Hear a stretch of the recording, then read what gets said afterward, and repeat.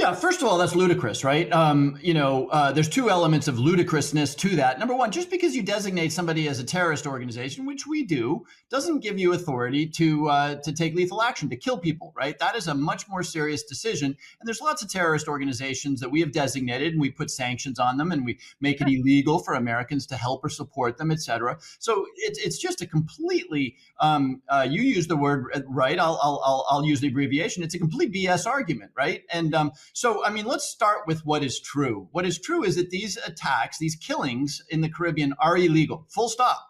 And you could get 1,000 lawyers and 1,000, judge advocate generals, most of whom have been fired by Pete Hegseth, who would tell you that this is illegal.